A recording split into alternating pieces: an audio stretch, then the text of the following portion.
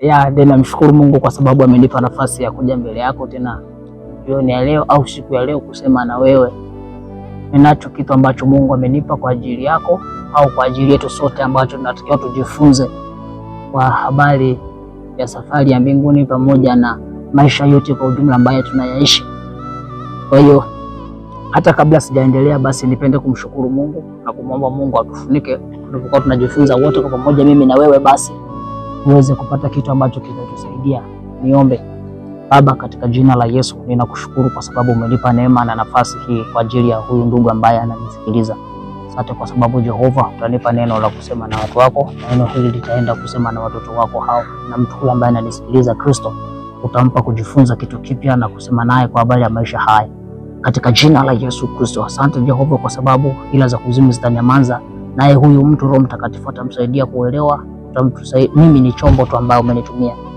Naomba Roho Mtakatifu ndo akazungumze na mtu huyu kama ulivyokusudia na ulivyonipa neno hili katika jina la Yesu. Amen.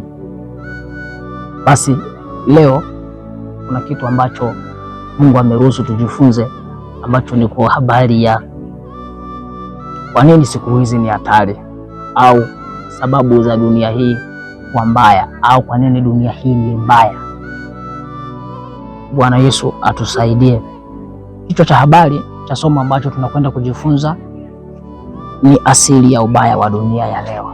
Asili ya ubaya wa dunia ya leo, yaani kwa nini dunia ya leo ni mbaya, kwa nini dunia ya leo imekuwa ni hatari kwa maisha ya mwanadamu. Naomba nikusomee kitabu cha Timotheo wa pili 3 mstari wa 1 mpaka wa 5. Maandiko yanasema, lakini ufahamu neno hili ya kuwa siku za mwisho kutakuwako nyakati za hatari, maana watu watakuwa wenye kujipenda wenyewe. Lakini ufahamu neno hili ya kuwa siku za mwisho kutakuwako nyakati za hatari, maana watu watakuwa wenye kujipenda wenyewe, wenye kupenda fedha, wenye kujisifu, wenye kiburi, wenye kutukana, wasiotii wazazi wao, wasio na shukrani, wasio safi, wasiowapenda wakwao, wasiotaka kufanya suluhu, wasingiziaji, wasiojizuia, wakali, wasiopenda mema, wasaliti, wakaidi, wenye kujivuna, wapendao anasa kuliko kumpenda Mungu, wenye mfano wa utauwa, lakini wakikana nguvu zake. Hao nao ujiepushe nao. Hapa mstari wa pili, ukianza hapa kwenye mstari wa pili, maandiko yanasema, maana watu watakuwa wenye kujipenda wenyewe. Sababu zinaanzia hapa. Sababu zinaanzia hapa. Hapo ukianzia mstari wa kwanza, lakini ufahamu neno hili ya kuwa siku za mwisho kutakuwako nyakati za hatari. Kwa hiyo kwamba siku za mwisho kutakuwa kuna nyakati za hatari. Kwa nini ni nyakati za hatari? Maandiko yanaanzia hapa. Maandiko yanasema hapa kwenye mstari wa pili, maana zitakuwa ni siku za hatari. Hapa anasema maana watu hawa. Kwa hivyo kitu cha kwanza cha kuzingatia, dunia hii ni mbaya kwa sababu moja, ina watu. Unaona? Hii dunia ni mbaya kwa sababu kwanza, namba moja, ina watu. Hii dunia isingekuwa ina watu, ingekuwa ina mtu mmoja, ingekuwa smart, ingekuwa safi, ingekuwa haina shida kabisa, ila kwa sababu ina watu, namba moja. Ndio maana namba, watu wa aina gani ambao wanasababisha dunia kuwa mbaya? Watu hawa hapa. Maandiko yanasema watu wa kwanza wenye kujipenda wenyewe. Hawa watu hawa watakuwa wenye kujipenda wenyewe, namba moja. Anasema wenye kujisifu. Hawa watu ni wapo. Dunia hii itakuwa ni mbaya, siku za mwisho zitakuwa ni hatari kwa sababu watu watakuwa na tabia za kujisifu. Namba mbili, watu watakuwa wenye kiburi. Wenye kiburi. Kwa hiyo watakuwa wenye kiburi. Namba 4 anasema wenye kutukana. Wenye kutukana. Kwa hiyo dunia ya leo ni mbaya kwa sababu watu watakuwa wenye kutukana. Ni hatari kwa sababu watu watakuwa wenye kufanyaje? Wenye kutukana. Twende vizuri hapo mpendwa, nisikilize vizuri. Haya maandiko yanasema watakuwa wenye wasiotii wazazi wao. Wasiotii wazazi wao. Right. Anasema wasio na shukrani, wasio safi, wasio na shukrani, wasio safi. Sawa. Anasema wasiopenda wakwao. Watu hao hawapendi wakwao. Dunia ni mbaya kwa sababu watu hawapendi wakwao. Twende vizuri. utapata kitu cha msingi ambacho ninakitafuta hapa, utakuja unielewe tu vizuri. Kwa hiyo hizi bado nakusomea tu kama introduction kwamba dunia hii ya leo ni mbaya kwa sababu gani, na ni hatari kwa sababu gani. Hatari ni hizi hapa, inakwenda kukuchambulia moja moja baada nyingine na upate matokeo yake jinsi yanavyokaa. Anasema wasiopenda wasingiziaji, wasiojizuia. Dunia ya leo imejaa watu wasiojizuia, ndiyo maana ni baya na ni hatari. Tuende vizuri, nitakuchambulia vizuri. Anasema wakali. Dunia leo imejaa majitu makali. Tuende vizuri. Wasiopenda mema, watu wasiopenda mema, watu wasiopenda mema. Kwa hii dunia ni mbaya kwa sababu imejaa watu wasiopenda mema. Tuendelee. Anasema wasaliti, wakaidi, wenye kujivuna, wapendao anasa kuliko kumpenda Mungu, wenye mfano wa utauwa, lakini wakikana nguvu za Mungu. Yaani wanafiki wanafiki wenye kumuigiza Mungu, lakini Mungu hayumo ndani yao. Hizo ni sababu kwa nini dunia ni mbaya. Nataka nikwambie mpendwa ambaye unanisikiliza saa hii, nataka nikwambie hivi, hii dunia tulionayo, mambo yote maovu unayoyaona, mambo mengi karibu yote unayoyaona yako hapa kwa sababu ya watu wa aina hii.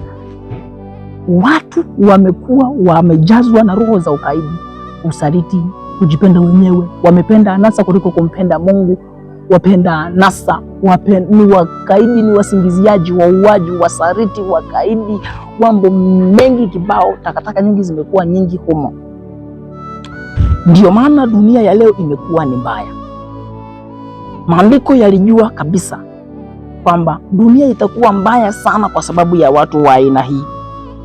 Nikwambie tu kitu kimoja. Kuna kusiri kubwa sana katika kulijua neno la Mungu. Kuna kusiri kubwa sana katika kutii maandiko, na kuna kusiri kubwa sana katika kumsikiliza, kuyasoma maandiko na kuyaelewa na kutii neno la Mungu. Ukiziangalia hizi tabia ambazo nimezisoma hapa, au hizi hatari ambazo nimezisoma hapa, hivi vitu ambavyo nimevisoma hapa ni vitu ambavyo vinaonekana kama ni vya kawaida, lakini kwa ukubwa wake, kwa upana wake ni kwamba hakuna matukio ambayo yanatokea duniani nje na haya. Lakini kama watu wangelikuwaga wanaelewa uzito wa maandiko, wangelikuwaga wanaelewa kuthamini neno la Mungu lilivyo, dunia hata isingefika hapa mahali ilipo. Watu wasingekuwa wakiumizana sasa hivi, roho za mauaji zisingekuwepo sasa hizi, uzinzi usingekuwepo kwa kiasi hiki mpaka watu wanachoka. Lakini pia watu wasingekuwa wamejawa na roho za hasira kila siku, watu wasingekuwa na roho za maumivu, wasingekuwa wanaiona mateso ambao wanayapitia sasa hivi. Lakini pia watu wasingepungukiwa hata na chakula, watu wasingepungukiwa na watu wasingekuwa na wangeishi kwa furaha kabisa. Watu wangeishi kwa furaha na kwa amani na kwa utulivu. Lakini kwa sababu watu wameona kwamba maandiko basi ni kitu cha kawaida na hawataki kuelewa, ndio maana mambo yanakuwa mengi. Lakini nikuibia siri moja, katika Biblia kuna siri nyingi, na hii dunia hii iko chini ya maandiko. Maandiko yanaeleweka, yako wazi kabisa. Hebu nikuelekeza kitu kimoja. Paulo wakati anaandika hichi kitabu cha Timotheo, kikaeleza kwamba asili ya ubaya wa dunia ni upi. Kama kawaida unavyojua, ubaya wowote ni kutokana na matukio mabaya, matukio yenye yanatisha, matukio ambayo kwa kweli hayasapoti moyo wa mtu, hayasababishi amani katika mtu. Kwa hiyo amani imetoweka kwa sababu ya mambo kama haya. Ndio maana amani imetoweka, amani imeisha. Siku hizi mauaji ni mengi, watu wanakabana, watu wanauana kwa sababu kama hizi. Sasa nisikilize kwa umakini, tuende vizuri, utanielewa na Mungu atakusaidia sana. Mungu atakusaidia. Sasa sababu hizi zimekuwa zikipelekea mambo mengi ambapo zimesababisha watu kuwa changamoto mbalimbali. Yani ninavyozungumzia ubaya wa dunia ni kwamba ni namna ambayo dunia haiwezi kumsapoti mtu kuwa na amani pamoja na mafanikio. Kwa hiyo hizi sababu zitakuelewesha, ndio nataka kusema ndio kina na ndio sababu kwa nini watu hawawezi kuwa na amani pamoja na mafanikio yenye amani na hawawezi kuwa na furaha katika maisha yao. Sasa hebu tuende vizuri na tutasoma taratibu na katika kuchambua moja baada nyingine ili uweze kuelewa. Tuende. Ya kwanza nitaanza kukufundisha kuhusu kujipenda mwenyewe. Kujipenda mwenyewe. Bwana Yesu atusaidie sana katika haya mambo. Kama watu wangeligundua au kama watu wangelijua kwa nini maandiko yanakataa haya, basi mema yangekuwa mengi, nataka kurudia, na amani ingekuwepo ya kutosha, na maisha mazuri yangekuwepo kabisa, vizuri kabisa, yasiyokuwa na shida. Lakini siku hizi pamoja na kwamba tunakuwa na maisha mazuri yenye pesa, maisha yenye hela, lakini hapo hakuna amani, hakuna raha. Ni kwa sababu wamepuuza maandiko, ni kwa sababu hawataki kuelewa. Lakini kuna kusiri kubwa katika haya. Dunia ya leo imeharibika kwa sababu watu wamejipenda wenyewe. Watu hawampendi Mungu, wanajipenda wenyewe. Kujipenda mwenyewe.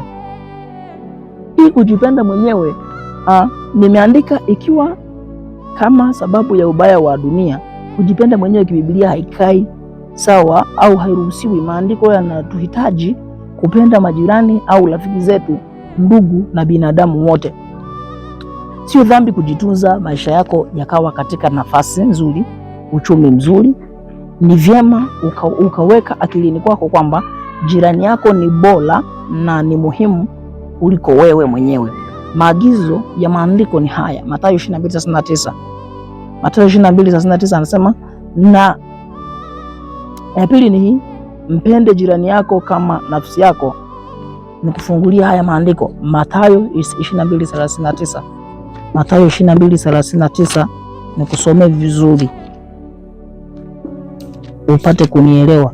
Mathayo 22:39. Maandiko yanasema 22:39, maandiko yanasema, na ya pili yafanana nayo ni hii, mpende jirani yako kama nafsi yako.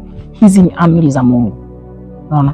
Amri ambazo Mungu alikuwa akiwaagiza wanadamu, ya kwamba hii nayo ni amri ambayo ni kuu, kwamba katika amri kuu ni upendo. Sasa anasema ya pili ni hii, mpende jirani yako kama nafsi yako.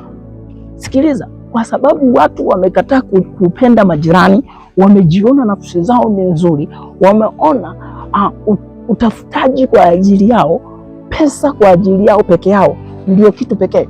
Wameona kwamba inafaa zaidi kuliko namna yoyote ile. Wamejisahau na wako tayari kufanya chochote kibaya kwa ajili ya kujipenda wenyewe. Wako tayari kwa ajili ya kumuua jirani yao, wako tayari kwa ajili ya kumpiga ndugu yake, yuko tayari kumzuru mwingine, yuko tayari kuharibu mipango ya mwingine, yuko tayari kufanya chochote kile kibaya ili kwamba basi apate kujifaidisha mwenyewe.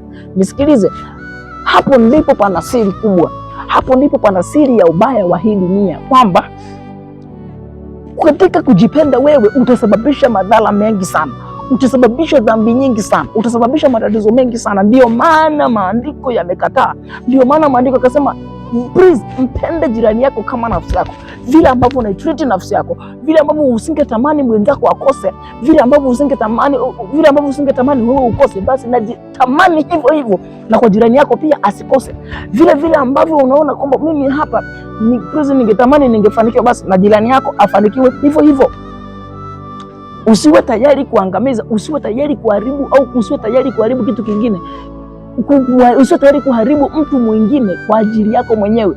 Kwa hiyo katika kujipenda mwenyewe ndio maana matatizo ya dunia yamekuwa ni mengi, ndio maana watu wamesababisha changamoto nyingi, hata serikali imeshindwa kuenda muda vitu vingine, kwa sababu watu wamekuwa kujipenda wenyewe. Maandiko yakasema mpende jirani yako. Kama watu wangeweza kuwapenda jirani yao, kupendana wenyewe, nakwambia hivi, hata wingi wa dhambi ungepungua, hata watu wangepunguza shida, mambo yangepungua, lakini kwa sababu watu wanajipenda wenyewe kuliko kumpenda Mungu, watu wanapenda jipenda wenyewe kuliko kupenda nafsi ya jirani yake, ndio maana matatizo yamekuwa ni mengi, ndio maana shida zimekuwa ni nyingi.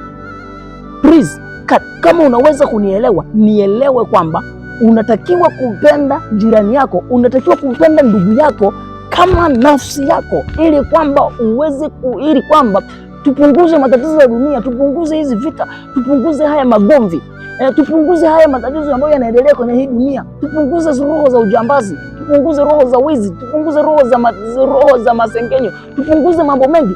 Mpende ndugu yako kama nafsi yako. Ukimpenda hutamwibia. Ukimpenda ndugu yako kama nafsi yako hutamwibia. Ukimpenda ndugu yako kama roho yako hautamchoma kisu. Ukimpenda ndugu yako kama nafsi yako hautaweza kumfanyia kitu chochote kibaya.